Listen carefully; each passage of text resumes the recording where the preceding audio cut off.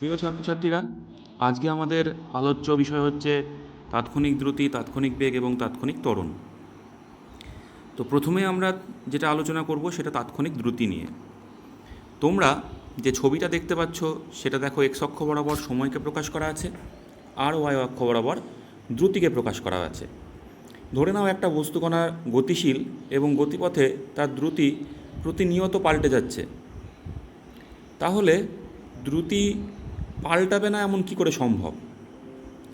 সোজা কথা, আমরা যে সময় অক্ষটা নিয়েছি সেখানে দেখো, মূলবিন্দু থেকে শুরু করে যদি এত দূর অবধি ভাবি, তাহলে দ্রুতি বহুবার পাল্টেছে, কারণ গ্রাফটা বেশ উঁচু নিচু, আপস অ্যান্ড ডাউন আছে গ্রাফে। গ্রাফ যত উপরে উঠবে দ্রুতি তত বাড়ছে, গ্রাফ যত নিচে নামবে দ্রুতি তত কমবে। যেমন আমি এই যে ডটটা দিলাম, এই ডটের অবস্থানে দ্রুতি কত না মান। তাহলে আমি কি করলে যে জাস্ট ওই ডটের আগের ডট দিলে দেখব, মানে এই ডটের দ্রুতির মান, এই ডটটাই দ্রুতির মান এতখানি পেলাম, ঠিক কিছুটা আগে ডট দিলে পরে দ্রুতির মান পাবে একটু কম, আবার দেখা গেল কোথাও একটু বেশিও পেতে পারি, যাই হোক। তাহলে কি করলে দ্রুতি পরিবর্তনের সুযোগ পাবে না? তার উপায়টা কি? দেখো, আমি যদি সময় অবকাশটাকে এখান থেকে এত দূর অবধি নিই, তাহলে সেই দুটো সময়ের সেই যে সময় অবকাশটা বা টাইম গ্যাপটা, তার মাঝখানে দ্রুতি দেখো পাল্টেছে, কারণ গ্রাফটা কিন্তু ঢেউ খেলানো তার মাঝখানেও। তাহলে যদিও পাল্টানোটা পুরো গ্রাফের যে পাল্টানো তার থেকে কম, তাহলে আমি যদি সময় অবকাশটাকে আরেকটু ছোট করে নিই, তাহলে পাল্টানোটা কিন্তু আরও কম। এরম করে যদি সময় অবকাশটাকে আরও ছোট করি, তাহলে একটা সময় হবে কি, কোনো সুযোগই আর পাওয়া যাবে না। যেমন দ্বিতীয় ছবিতে দেখো, আমি একটা ছোট্ট সময় অবকাশ নিয়েছি, ডেল্টা টি। এই সময় অবকাশে তাও দেখো, আমি যদি এই জায়গাটা খেয়াল করি, দ্রুতি কিন্তু পাল্টেছে। তাহলে যেটা নিয়ে আলোচনা করছিলাম, এই জায়গাটা যদি খেয়াল করি, দেখো দ্রুতি পাল্টেছে। তো যেটা আলোচনা করছিলাম, এই না পাল্টে না যাওয়ার সুযোগটা কী করে পাল্টে যাওয়ার সুযোগ দেবো না কী করে দ্রুতিকে আমি? এই যে সময় অবকাশটা ডেল্টাটি, সেটাকে অত্যন্ত ছোট করে ফেলতে হবে। ডেল্টাটি যত ক্ষুদ্র হবে তত দ্রুতি পাল্টে যাওয়ার সুযোগ থাকবে না। তাহলে এটাই হচ্ছে বিষয়, যে আমরা দ্রুতিকে পাল্টাতে দেব না। কোন শর্তে? ডেল্টাটিকে খুব ছোট করব। কত ছোট করব? এতটাই ছোট করব যে যেন ডেল্টাটির মান শূন্যের কাছাকাছি। শূন্যের কাছাকাছি কেন বলছি? বোঝাতে চাইছি যে ডেল্টাটি শূন্য নয়, মানে সময়ের ব্যবধানটা শূন্য নয়, কিন্তু অতি ক্ষুদ্র। তাহলে এইরকম ক্ষুদ্র সময়ের ব্যবধান নিলে কি দ্রুতি পাল্টে যাওয়ার সুযোগ পাবে না? তখন আমরা পার্টিকুলার সেই সময়ে বা সেই মুহূর্তে দ্রুতিটা পেয়ে যাব। এই ধরনের দ্রুতিকে আমরা নাম দিয়েছি তাৎক্ষণিক দ্রুতি। তাহলে সংজ্ঞাটা কী দাঁড়াচ্ছে দেখো, কোনো বিন্দু থেকে, মানে কোনো একটা পার্টিকুলার গতিবেগের অভ্যন্তরস্থ কোনো একটা বিন্দুতে, মানে কোনো একটা বিন্দু বলতে কোনো একটা পার্টিকুলার সময়ের কথা ভাবছি, ক্রমশ শূন্যের দিকে যাওয়া সময় অবকাশে সেই বিন্দু থেকে বা সেই মুহূর্তে আমি একটা টাইম গ্যাপ নেব, যে টাইম গ্যাপটা এতটাই ছোট যে শূন্যের দিকে, ক্রমশ শূন্যের দিকে যাওয়া সময় অবকাশে কোনো কণা যতটা দূরত্ব অতিক্রম করলো, তাহলে সেই অতি ক্ষুদ্র সময়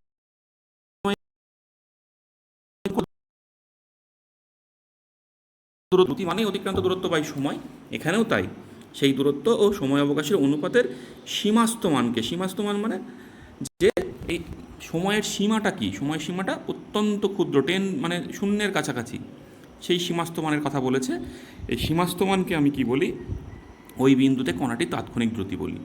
তাহলে গাণিতিকভাবে লেখার নিয়ম কি? তাৎক্ষণিক দ্রুতি ভি সমান কি? দেখো ডান সাইডে দেখো ডেল্টা এল বাই ডেল্টা টি করা হয়েছে। ডেল্টা এল ক্ষুদ্র অতিক্রান্ত দূরত্ব, ডেল্টা টি ক্ষুদ্র সময়।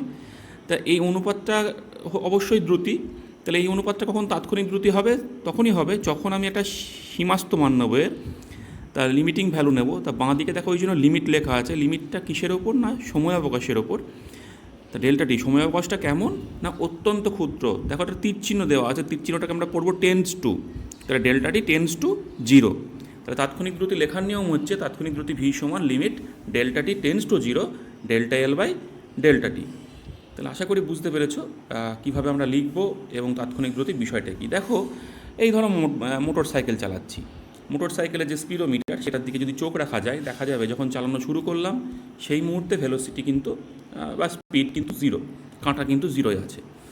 এরপরে মোটর সাইকেলটা আমি ক্রমশ এগোচ্ছি, তাহলে স্পিডোমিটারে কাঁটা আস্তে আস্তে উঠছে, কিন্তু উঠলে কি হবে, রাস্তায় কোথাও দেখা গেল ভাঙা আছে, কোথাও বাঁক নিতে হচ্ছে, কোথাও সামনে কেউ চলে এসেছে, এরকম বিভিন্নভাবে আমি গন্তব্যে পৌঁছেছি এবং গন্তব্যে পৌঁছানোর সময় আবার আমাকে আস্তে আস্তে মোটরসাইকেলকে থামিয়ে ফেলতে হয়েছে।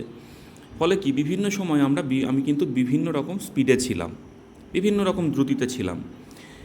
তো আমি বললাম যে আমি 40 কিলোমিটার/আওয়ারে এসেছি, তার মানে কি আমি ওটা গড় দ্রুতি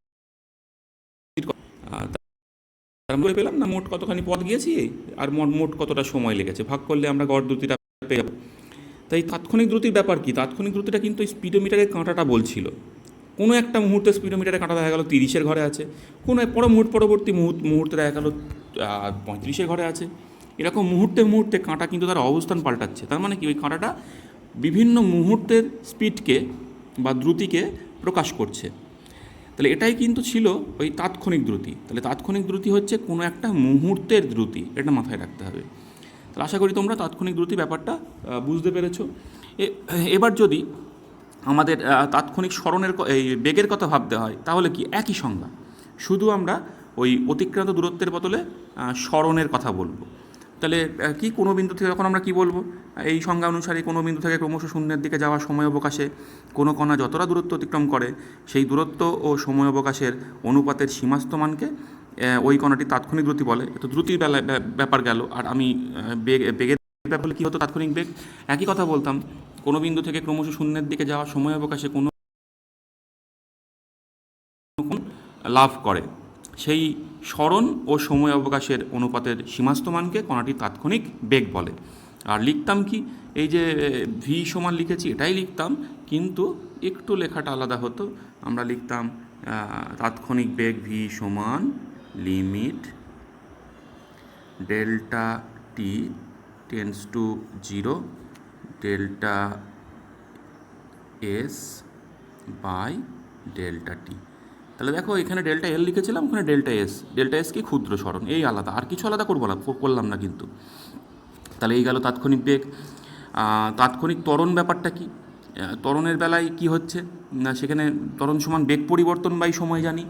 তাহলে এখানে কি বলবো, কোনো বিন্দু থেকে ক্রমশ শূন্যের দিকে যাওয়ার সময় অবকাশে কোনো কণার যতটা দূরত্ব না বলে কি বলবো, যতটা বেগের পরিবর্তন হয় সেই বেগের পরিবর্তন ও সময় অবকাশের অনুপাতের সীমাস্ত মানকে ওই বিন্দুতে কণাটির তাৎক্ষণিক ত্বরণ বলে। এইভাবে আমি সংজ্ঞাটা দেবো। তাৎক্ষণিক ত্বরণ সমান কী লিখবো, তাৎক্ষণিক ত্বরণ সমান লিখবো, তাৎক্ষণিক ত্বরণ এ সমান কী লিখবো, এ সমান সেই একই, প্রথমে আমাকে লিমিট লিখতে হবে ডেল্টা টি, এটা তো লিখতেই হবে, দিয়ে ডেল্টা বেগের পরিবর্তন delta v divide by delta t. তাহলে এটাই হয়ে গেল তাৎক্ষণিক ত্বরণ। এবার একটা কথা বলি, এই যে আমি তাৎক্ষণিক দ্রুতি ভি সমান যেটা লিখেছি সেটা সমান আবার ডেরিভেটিভের ভাষায় লেখা যায় ডিএল ডিটি। ডেরিভেটিভ ভাষা ইউজ করলে আমি কী লিখতে পারি, ডিএল ডিটি, এটাকে আমরা ডিএল ডিটি বলি, যেন এলকে সময়ের সাপেক্ষে টি এর সাপেক্ষে ডেরিভেটিভ করছি। এ বিষয়ে পরবর্তী ক্ষেত্রে আরও আলোচনা হবে। তাহলে যদি তাৎক্ষণিক স্মরণের ব্যাপার ডিএস ডিটি, তাৎক্ষণিক স্মরণ এটা হতো, তাহলে এখানেও সেই রকমভাবে তাৎক্ষণিক ত্বরণ এটা যেটা পেলাম সেটা সমান কী লিখব, ডিভি ডিটি লিখব। এবার ভি তাৎক্ষণিক বেগ ভি সমান তো আমরা অলরেডি জানতে পেরেছি ডিএসডিটি, তাহলে ভি এর জায়গায় ডিএসডিটি লিখলে কি হবে, ভি এর জায়গায় ধরো ডিএসডিটি বসিয়ে দিলাম, তাহলে সেটাকে লেখার নিয়ম হচ্ছে এরকম D2S DT2, যেন এসকে দুবার ডেরিভেটিভ করছি। ভি এর জায়গায় কাকে লিখলাম, ভি এর জায়গায় লিখলাম ডিএসডিটিকে, ভি সমান যেটা ডিএসডিটি পেয়েছিলাম, তাহলে ভি এর জায়গায় ডিএসডিটি লিখলে কী হতো, ভি এর জায়গায় ডিএসডিটি আবার তার উপর আবার ডিডিটি, তাহলে সেটাকে একসঙ্গে লেখার নিয়ম হচ্ছে D2S DT2, এটা মাথায় রাখতে হবে। তাহলে D2S DT2 মিনিংটা কি, যে স্মরণকে সময়ের সাপেক্ষে দুবার ডেরিভেটিভ করা হয়েছে। D square D into T square এরকম কিছু বলবো না, আমি যেভাবে বলছি সেভাবে বলবো D2S DT2, তার মানে স্মরণকে সময়ের সাপেক্ষে দুবার ডেরিভেটিভ করা হয়েছে। তো এই গেল বিষয়। তাহলে আশা করি তোমরা তাৎক্ষণিক ব্যাপারটা সবটা বুঝতে পেরেছো। তাহলে ভিডিওটা এখানেই শেষ করছি।